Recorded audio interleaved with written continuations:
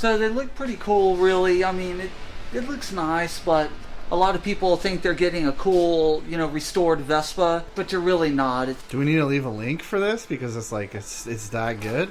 I mean, so if somebody wants to purchase this? There's just no words. So I have a question. Since we've gotten Julie, has workplace morale gone up? Yes. Oh, yeah. Oh, yeah.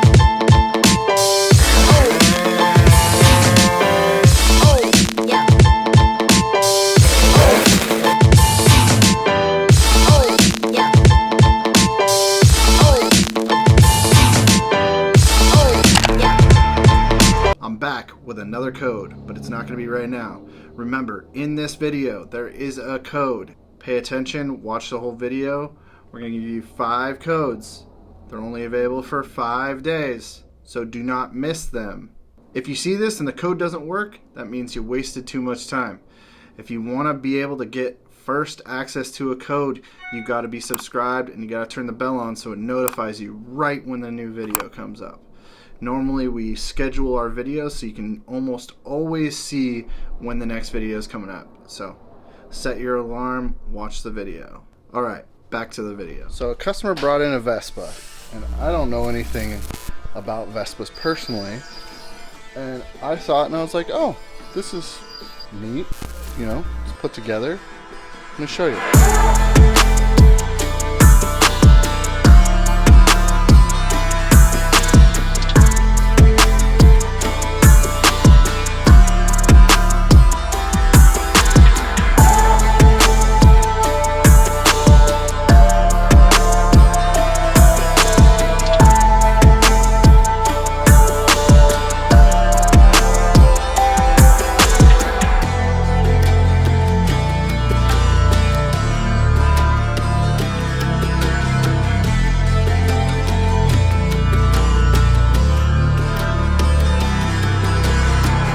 What is this Vespa, sir? Oh, it's a typical Blvd. It's used to be a Vespa, but typically these come from Southeast Asia. The reason no one likes it, nothing's original, and they're just kind of rigged to look like a Vespa. They're not safe to ride. They're not a good investment. They're incorrect if you're really into an old Vespa. Nothing makes sense. Generally, they're welded out of one or more frames. So they look pretty cool, really. I mean, it looks nice, but, there's sillies like this. They were never original. A lot of people think they're getting a cool, restored Vespa, but they're really not. It's just rigged up. For instance, maybe under the taillight, it's hard to replace the bulb. See, there's a screw right there. They're challenging. No shop will work on it. When you try and go work on it, it's always a pain. Nothing's ever quite right.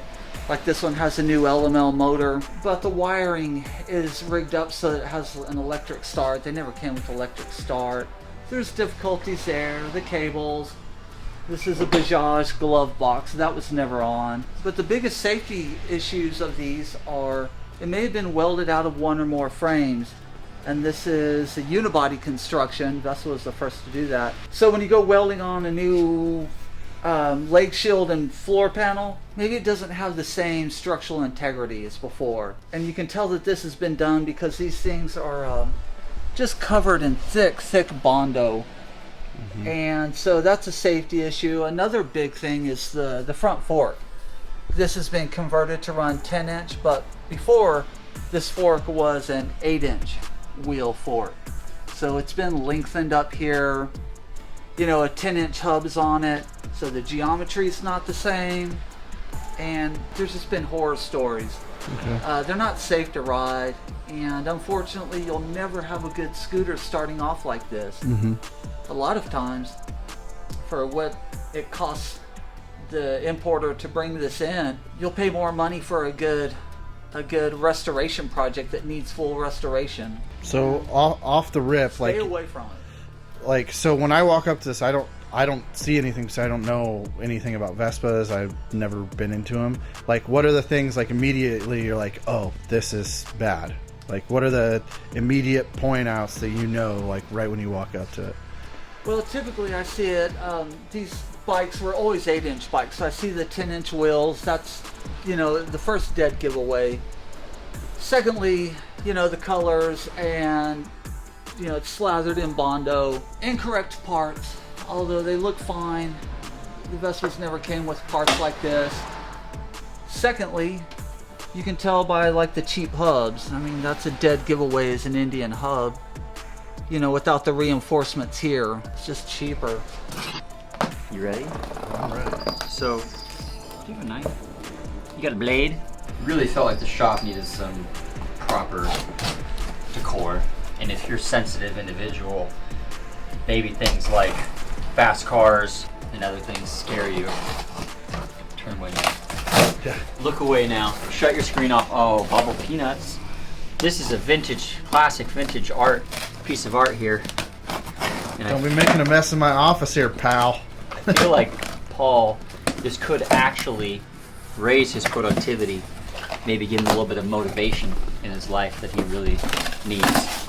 Because we're not only Paul's employer, but pretty much like his father now. Yeah. Everybody's like his father here, so just very careful. Ooh. Oh yeah, what do we got here? What in the world is this? Ooh, I have no idea what this is. look at the case. I mean, judging by the case, you can see that the rich gold flake tells you that this is something of high value. You're gonna go ahead and just, oh, this is nice. This is much nicer than I was expecting. Ooh. Made in New York. It's a quartz clock. Wow, this is good. For your new quartz clock, it is guaranteed for 3 years against defects. Damage due to tampering is not covered. If motor needs to be replaced, simply remove motor and send it along with a check for $1.50 Dang. to cover handling. If still under guarantee, or $6.50 if guarantee has expired. Looks like I got a little something. Oh, this is just. Do we need to leave a link for this because it's like it's that good? I mean, So if there's somebody just- wants to purchase this, There's just no words for it. or are we gonna like have this on the this website kinda or what? doesn't really. This is one of those like acquired tastes, you know. I don't really. I don't know that many people would appreciate such a thing. You ready? I'm ready.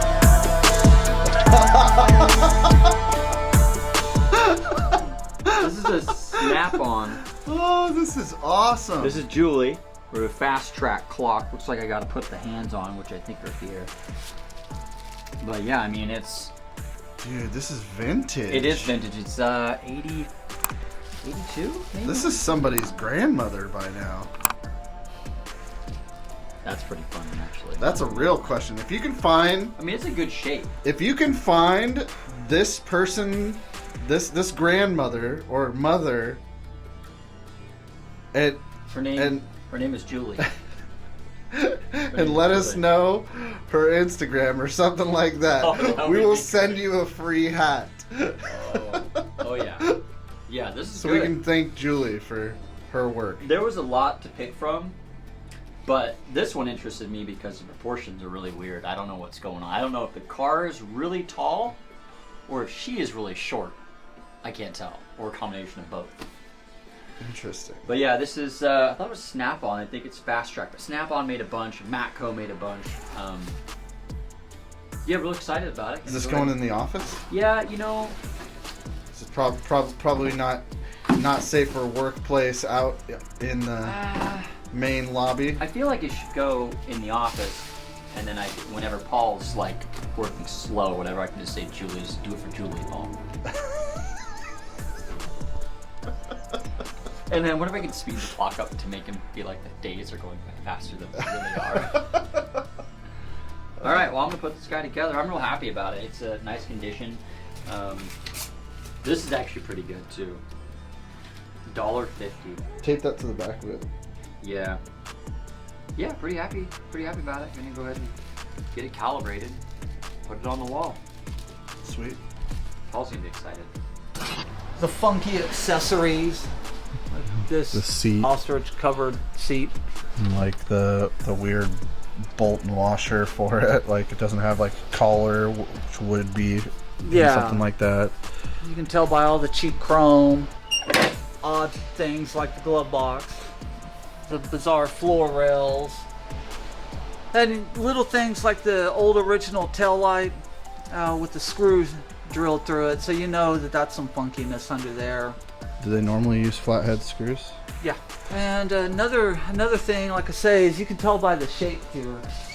Like, this should go back a little bit, but it's almost straight here. It just has a funky look, and that's because that's an aftermarket or reproduced leg shield and floorboard panel. Okay. And if you look closely, you can see the welds under here. So if somebody just liked Vespas but they didn't know anything really about them, what would be the things to look out for when like you're looking at a Vespa? What are some like things that they could look at and see?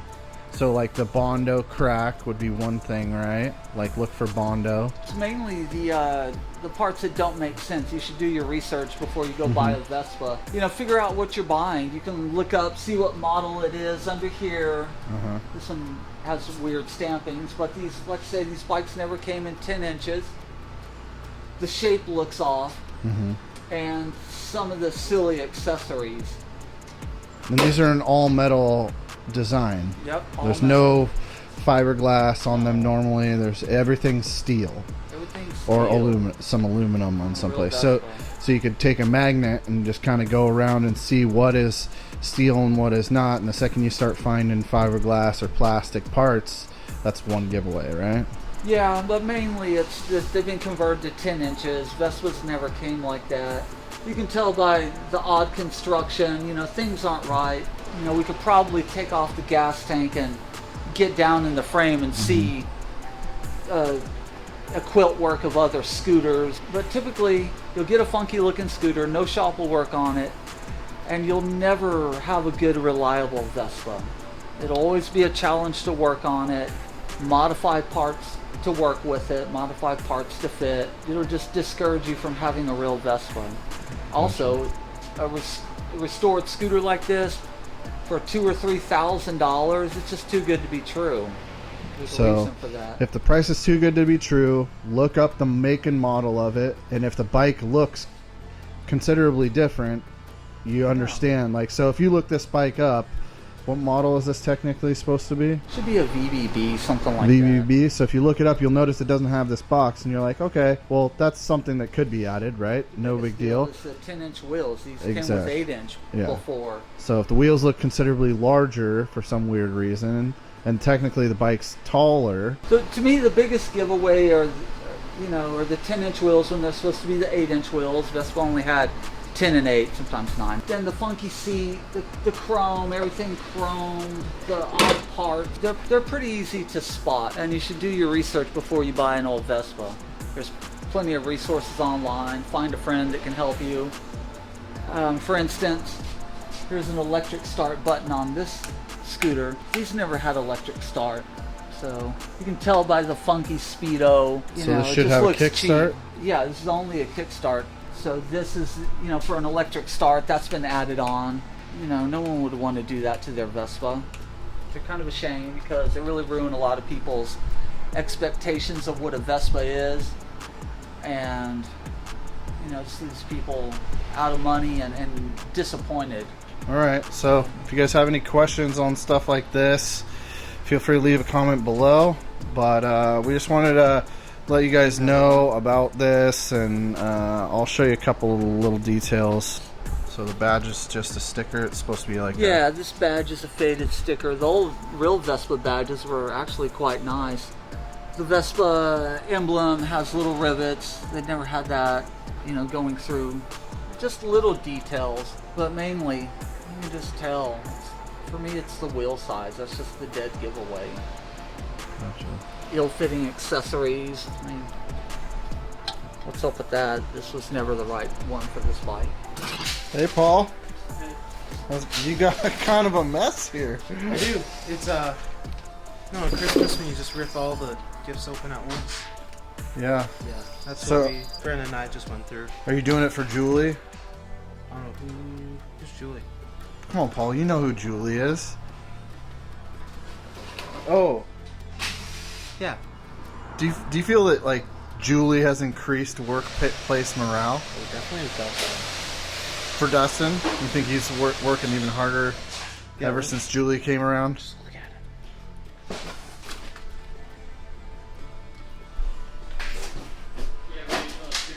You set it up at whatever angle you want, twist it, and then you can. So I have a question. Since we've gotten Julie, has workplace morale gone up? Yes. Oh yeah. I Yeah, think so. yeah. Definitely, definitely raise his blood pressure in here. Dustin can stay focused because he can keep his eye on the prize. It's not Brandon. He's working for Yeah. So he's working for Julie, not for Dustin, and not for Scooterswapshop. It only makes it right to make the code for this video Julie. Julie. Julie. 5 codes, 10%. Back to the video. The leg shield trim, you know, it's obviously pretty cheap looking. And then you can actually, if you stand here and look, it's like it doesn't seem to be straight. It's kind of got like a curve to it. That could be mainly the trim over the top, but Maybe it's so. A lot of definitely- times when they rework these frames, they're not putting them on an alignment jig or anything. Sometimes your wheels might be like this. Mm-hmm. You never know what you're getting. So it's supposed to be the toolbox, but this is where the battery is. Well, yeah, so since they've made it to be electric start, you lose your toolbox and you have all your electrics here, your voltage regulator, starter relay, CDI, and your battery. Another fun thing about these bikes is the battery strap always breaks. And so it's kind of funny because the battery sometimes falls on the frame and arcs out, and sometimes you get 2 little burn spots there. That's always kind of funny from the battery arcing out on the frame. It's just another gem. What's that switch for? Oh, who knows? It might be a kill switch.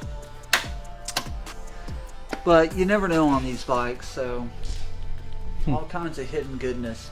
Yeah, and it even looks like this curve is like different than this curve here. At some point in the Bondo cracked right here.